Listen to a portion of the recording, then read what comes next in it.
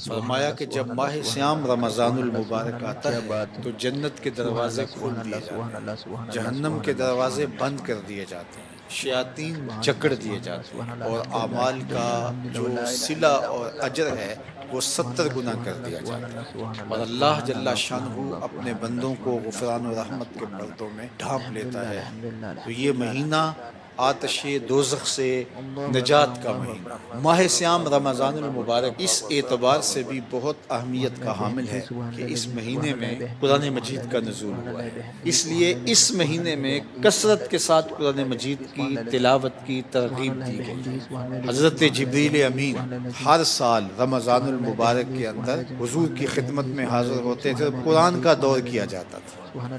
تو قرآن مجید کی تلاوت اس مہینے خاص طور پہ ہمارے ساتھ جڑی ہوئی ہے اور ہمیں اس کی ترغیب دی گئی ہے۔ تو یہ مہینہ گویا قرآن کے ساتھ جڑا ہوا ہے۔ اللہ کے محبوب علیہ السلام نے ارشاد فرمایا قرآن اور رمضان یہ دونوں قیامت کے دن سفارش کریں گے، تو اللہ جل شانہ ان دونوں کی سفارش کو قبول کرتے ہوئے روزہ دار کو اور قرآن پڑھنے والے کو جنت عطا فرمائے۔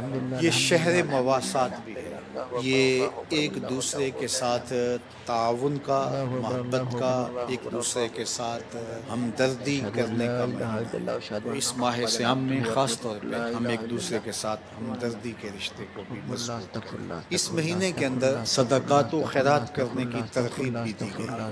حدیث پاک میں آتا ہے کہ نبی رحمت صلی اللہ علیہ وآلہ وسلم ماہ سیام رمضان المبارک کے اندر اس کثرت کے ساتھ صدقہ کیا کرتے تھے کہ جیسے تیز ہوا چلتی۔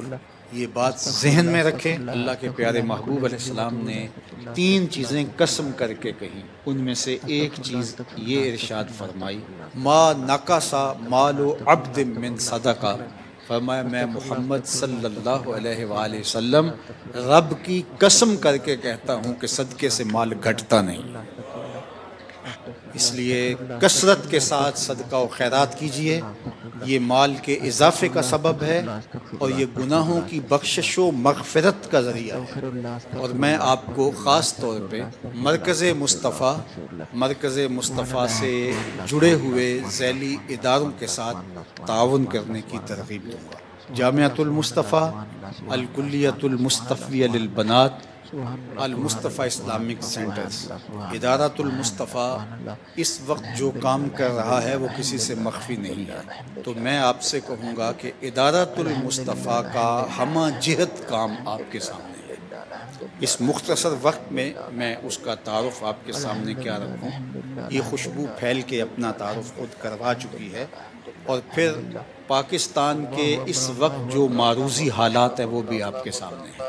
جو ہمارا متوسط طبقہ تھا اور غریب طبقہ تھا وہ بھی مدارس دینیہ کے ساتھ تعاون کا ہاتھ بڑھایا کرتا تھا۔ 10 روپے، 5 روپے، 1000 روپیہ ماہانہ، 2000 روپے ماہانہ لوگ دیا کرتے تھے، لیکن وہ اپنے گھر کا کچن چلانے سے بھی تنگ بیٹھے ہوئے ہیں۔ تو اہل خیر کو خاص طور پہ میں کہوں گا کہ وہ ان مراکز کے ساتھ کھڑے ہوں۔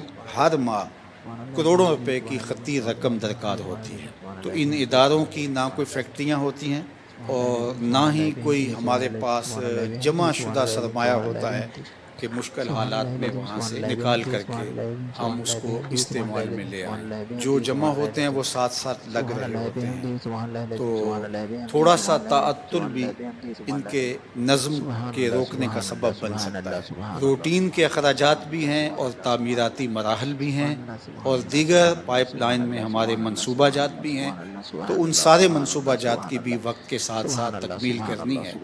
جو ہمارے اہداف ہیں وہ تو وسائل میسر آئیں گے تو ہم ان کو آگے لے کے چلیں گے، لیکن جو کام روٹین کے ساتھ چل رہا ہے اس کو تو رکنا نہیں ہے، اس کے لیے تو ہمیں بعض اوقات قرض بھی اٹھانا پڑتا ہے۔ تو اس لیے ماہ سیام میں خاص طور پہ ہم توجہ دلاتے ہیں، اب بھی آپ سے عرض گزار ہیں کہ مرکز کی ضروریات کے لیے جو کروڑوں کی صورت کے اندر ہر ماہ موجود ہیں، بھرپور مالی تعاون کیجیے، آپ دعا کیجئے کہ اللہ ایسے رجال خیر اور ایسے مخیر لوگ ادارہ کو عطا کریں جو ذمہ داریوں کو اپنی ذمہ داری سمجھیں۔ حضرت مجدد الفسانی علیہ رحمہ مکتوبات میں فرماتے ہیں، ایک